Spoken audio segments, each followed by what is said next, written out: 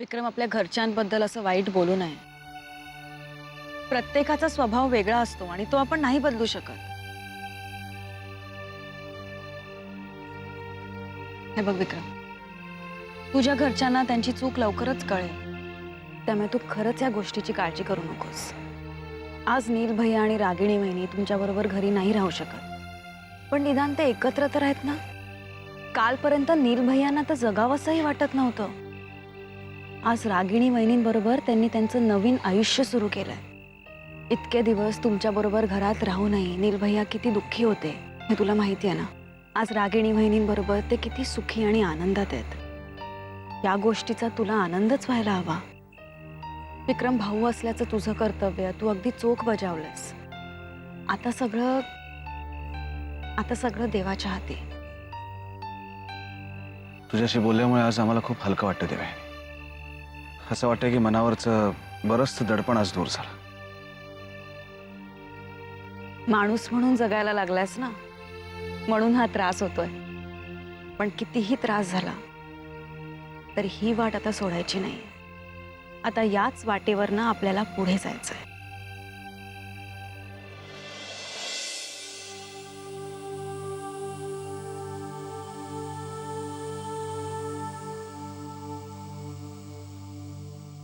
रागिणी, sorry. आमच्यामुळे तुला पुन्हा एकदा त्या घरामध्ये अपमानित व्हावं लागलं. तू का सॉरी म्हणतोस? साईमानी किंवा भैयासाहेबांनी केलेल्या विरोधापेक्षा आज तू माझ्या बरोबर आहेस, हेच माझ्यासाठी जास्त महत्त्वाचं आहे. मग तू अशी उदास का बसलीस? मला तुझ्याबद्दल वाईट वाटतंय नील. आमच्याबद्दल? आमच्याबद्दल का वाईट वाटतंय? केवळ माझ्यामुळे आज तुला तुझी सगळी नाती तोडावी लागली. नाही रागिणी, सगळी नाती तुटलेली नाही आहेत. अजूनही अशी काही नाती आहेत ज्यांना आमच्याबद्दल आत्मीयता वाटते, आम्हाला भेटावं असं वाटतं. त्या प्रतिष्ठित नात्यांपेक्षा आम्हाला ती नाती जास्त महत्त्वाची वाटतात, जास्त जवळची वाटतात.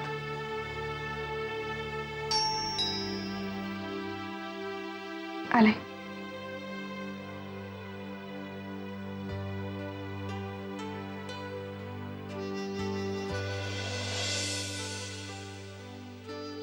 सरप्राईज? इथे कसे काय?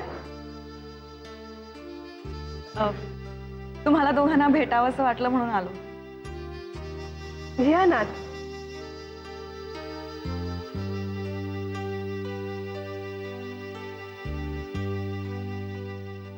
बस.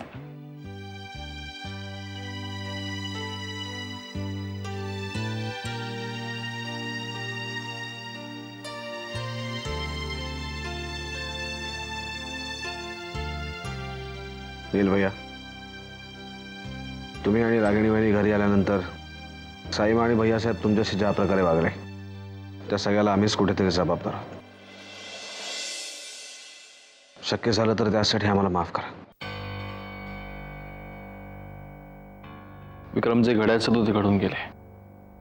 हे बघ, तुझा उद्देश खूप चांगला होता. तू उगाच वाईट वाटून घेऊ नकोस. विक्रम भाऊजी, त्या घरात जे काही झालं ते आम्ही तिथेच सोडून आलो. या घरात आमच्याकडे पाहून तुम्हाला असं नाही वाटत की आम्ही दोघंही खूप खुश आहोत?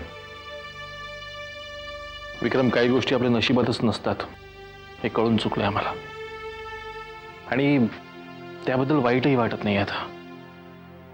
जे घडून गेलं त्याबद्दल विचार करण्यात आता काहीच अर्थ नाहीये, हे मी केव्हापासून विक्रमला सांगते. पण नील भैया हा ऐकतच नाहीये. मला वाटतं आपण त्याच गोष्टीवर चर्चा करण्यापेक्षा दुसऱ्या विषयावर बोलूया. मला सांगा, तुम्ही जेवून आलाय का?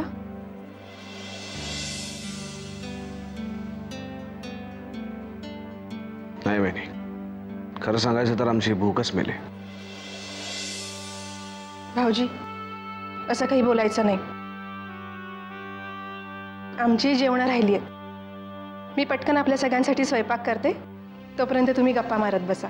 वहिनी, मी पण येते. चल.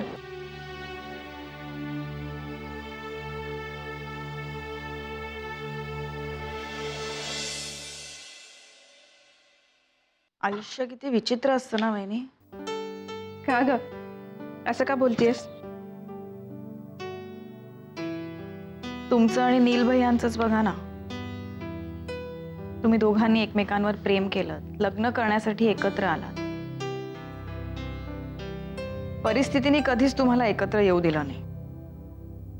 आणि आता कधीच वेगळं न होण्यासाठी तुम्ही पुन्हा एकत्र आलात. याला काय म्हणायचं? तू याला काही म्हण देवयानी, पण आम्ही इतक्या वर्षांनी एकत्र आल्यामुळे मी मात्र स्वतःला नशीबवान समजते. थँक्स देवयानी. मला कशाला थँक्स? आम्ही पुन्हा एकत्र येऊ याची मी आशाच सोडली होती, पण आज केवळ ते तुझ्यामुळे शक्य झालंय, म्हणून थँक्स. वहिनी,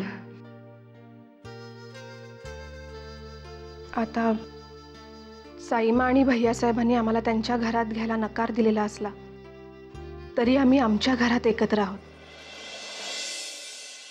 याचाच आम्हाला जास्त आनंद होता. विक्रमनी सांगितलं मला सगळं. मला जे अपेक्षित होतं तेच घडलं तिथे. केवळ विक्रम भाऊजींच्या हट्टामुळे आम्ही तिथे गेलो होतो, पण तिथून परत आल्यापासून मला तुम्हा दोघांची खूप काळजी वाटतेय ग. इतक्या वर्षानंतरही साईमा आणि भैयासाहेबांनी आम्हाला माफ केलं नाही. ते तुमच्या लग्नाला परवानगी कधीच देणार नाहीत देवयानी. विक्रम आता माझ्या बरोबर आहे ना. आता मला कसलीच काळजी वाटत नाही. तू म्हणतेस ते बरोबर आहे, पण मला एवढंच वाटतं की जसं नीलला त्याचं घर, त्याचे नातेवाईक सोडायला लागले, तसं विक्रम भाऊजींना वाटू नये.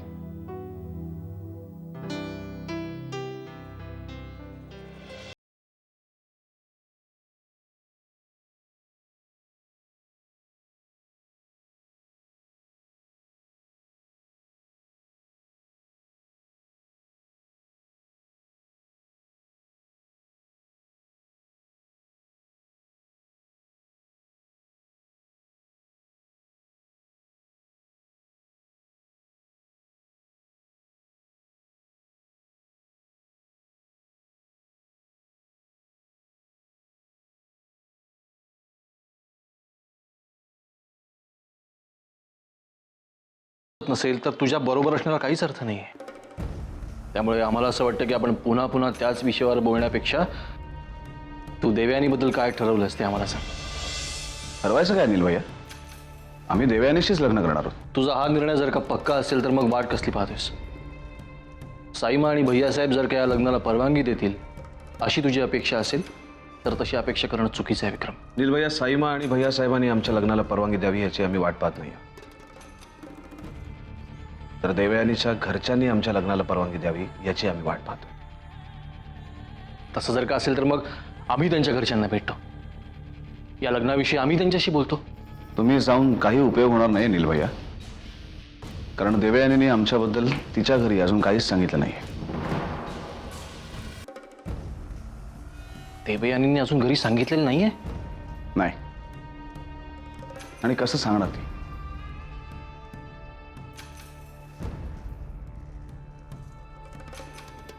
आतापर्यंत आम्ही तिच्याशी इतक्या वाईट पद्धतीने वागत आलोय, तरी सुद्धा आज तिने आमच्या प्रेमावर विश्वास दाखवला. पण नील भैया, हाच विश्वास तिचे घरचे आमच्यावर दाखवतील असं आम्हाला नाही वाटत. तिच्याशी प्रेमाचं नाटक केल्यानंतर जो मनस्ताप देवयानीला झाला तेवढाच मनस्ताप तिच्या घरच्यानेही झाला, आणि ते इतक्या लवकर विसरतील असं आम्हाला नाही वाटत.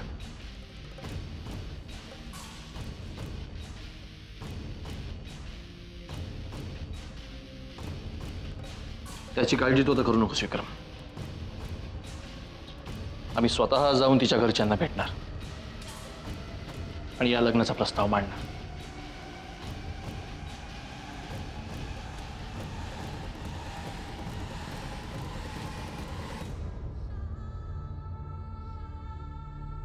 विक्रम, आम्ही जेव्हा रागिणीशी लग्न करायचं ठरवलं ना,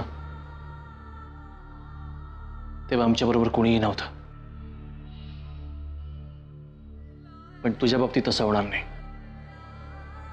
रागिणी, आम्ही तुझ्या पाठीशी खंबीरपणे उभे राहणार होतो. त्यामुळे हे लग्न होणार आणि तेही धूमधडाक्यात होणार.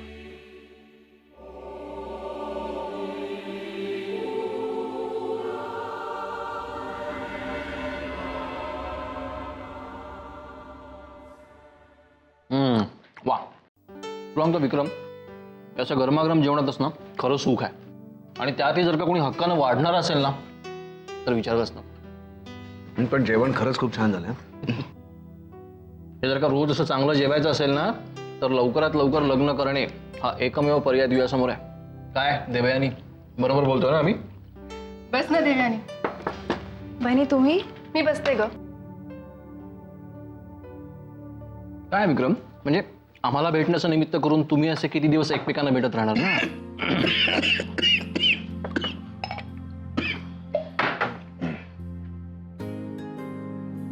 खरंच विक्रम भाऊजी, तुम्ही दोघांनी आता लवकरात लवकर लग्नाचा निर्णय घ्या. माझ्या लग्नानंतर मला सासर मिळालं नसलं तरी देवयानी तुला हक्काचं घर आहे. उद्या साईमा आणि भैयासाहेबांनी तुमच्या लग्नाला विरोध केलाच तर या घरात आपण सगळे एकत्र राहू. रागिणी, अगं त्यांच्या लग्नाविषयी आपणच बोलत बसलो, ते काही बोलतच नाहीयेत. काय रे?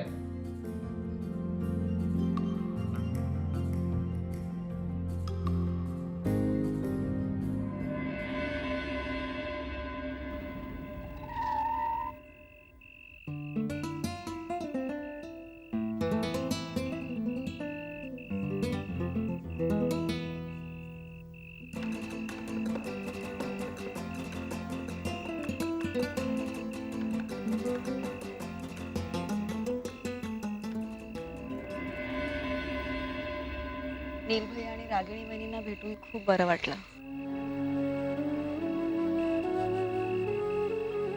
देवाने एक गोष्ट विचारायची होती. उद्या नीलभैयांसारखी परिस्थिती आमच्यावर आली तर, आम्हालाही घर सोडावं लागलं तर, तरी तू आमच्या बरोबर असशील, आमच्याशी लग्न करशील आणि तुझ्या घरचे डीव्ही सर ते आपल्या लग्नाला मान्यता देतील. मी बोलीन दादूंशी. तू नको काळजी करू, सगळं ठीक होईल. मी निघू?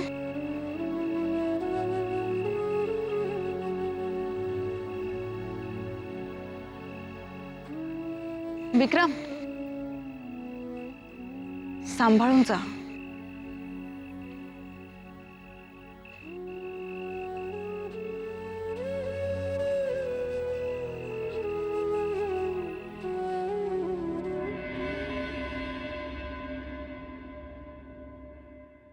तुम्ही सगळे माझ्याकडे असं का पाहताय? मी खरं तेच सांगतेय. आई, तुला आठवतंय मी तुला सांगितलं होतं माझं विक्रमवर मनापासून प्रेम आहे, त्यामुळे ही लढाई मीच जिंकणार. आज मी सांगितलं होतं ना, तसंच घडतंय. विक्रमने माझ्या प्रेमाचा स्वीकार केलाय. देव, एवढं सगळं घडल्यानंतरही तू? हो काका, एवढं सगळं घडल्यावरही. काका, दादूंनी प्रेस कॉन्फरन्समध्ये राजेश शिर्क्यांचा अपमान केला होता, पण त्याबद्दल विक्रमच्या मनात आता अजिबात राग नाहीये. त्याने स्वतःहून मला हे सगळं सांगितलंय. इनफॅक्ट त्याच्या वागण्याचा त्याला आता पश्चातापही होतोय. एवढंच नाही, त्यांनी माझी माफीही मागितली आहे. नाटक आहे सगळं, नाटक.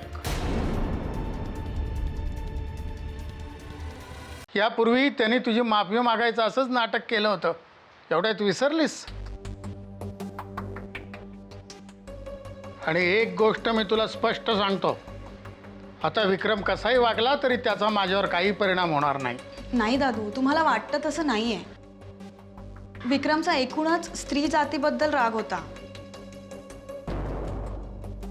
आणि तो राग रागिणी वहिनींमुळे होता.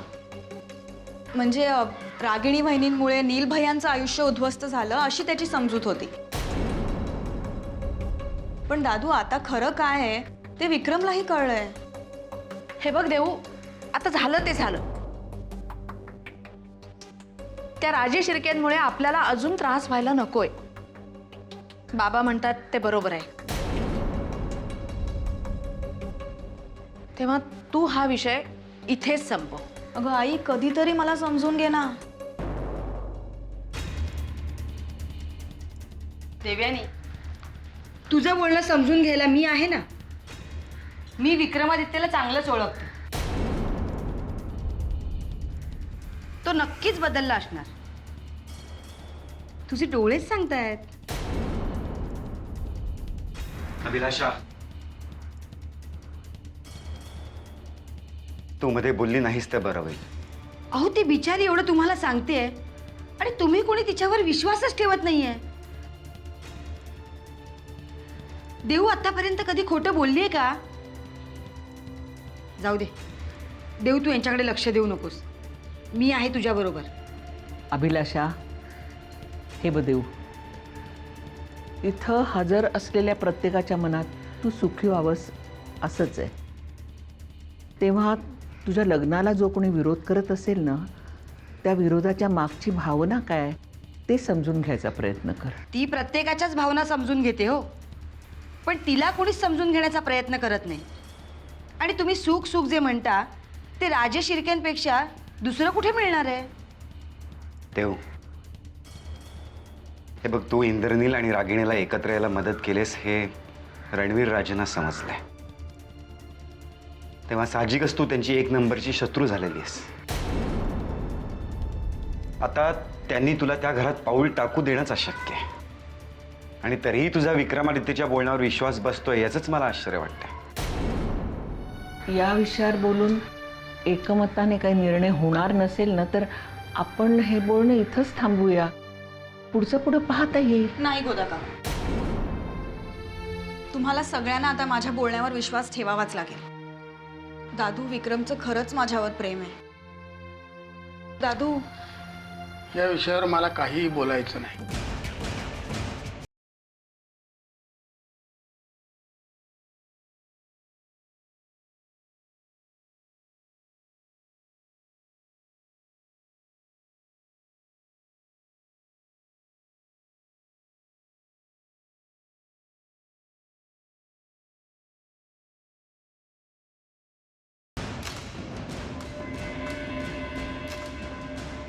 दादू. तुला आणखीन काय बोलायचंय? हो दादू, तुम्ही काहीच बोलला नाहीत. माझा निर्णय तुम्हाला पटला नाहीये का? या विषयावर जास्त बोलायची माझी इच्छा नाही. पण दादू, दादू, मी सुखी व्हावं असं तुम्हीच म्हणाला होतात ना. आणि तुम्ही हेही म्हणाला होतात की माझं विक्रमवर प्रेम आहे. यापेक्षाही जर विक्रमचं माझ्यावर प्रेम असेल तर तुम्ही या लग्नाला परवानगी द्याल. मग दादू, आता का तुम्ही काही बोलत नाही आहात? दादू, विश्वास ठेवा माझ्यावर. विक्रम खरंच बदललाय. यापूर्वी तू असंच काहीतरी म्हणत होतीस. हो, पण माणूस एकदा फसेल, दोनदा फसेल, पण त्याच गोष्टींमध्ये तीनदा फसणार नाही ना. दादू, खरंच विक्रमला त्याच्या वागण्याचा आता पश्चात्ताप होतोय. त्याचं खरंच प्रेम आहे माझ्यावर. विक्रमादित्य आणि प्रेम? विक्रमादित्याचं मला काही सांगू नकोस. आणि त्याचं जरी तुझ्यावर प्रेम आहे असं तू म्हणालीस तरी माझा त्याच्यावर कधीही विश्वास बसणार नाही. आणि हे बघ, माझ्या शब्दांची मला आठवण करून देऊ नकोस. हां, मी माझ्या शब्दांवर ठाम आहे. दादू, तुम्ही दोन्ही बाजूनी बोलताय. अजिबात नाही. क्षणभर मान्य केलं की विक्रमचं तुझ्यावर प्रेम आहे, हे मी माझ्या बाजूने मान्य केलं आहे. तरी त्याच्या घरच्यांचा विरोध पत्करून तो तुझ्याशी लग्न करेल. पण तरीही तू तुझ्या निर्णयावर ठाम असशील तर विक्रमला मला भेटू दे. आज तू त्याच्याबद्दल जे सांगतेस ना ते त्याच्याच तोंडून मला ऐकायचं. आणखीन एक देवयानी, त्याला तू मला भेटायला सांग. माझ्या काही अटी आहेत, त्या जर त्याने पूर्ण केल्या तरच मी तुमच्या लग्नाचा विचार करीन. ठीक आहे दादू, मी विक्रमला सांगेन तुम्हाला भेटायला. आणि मला खात्री आहे माझ्याशी लग्न करण्यासाठी तो तुमच्या सगळ्या अटी मान्य करेल.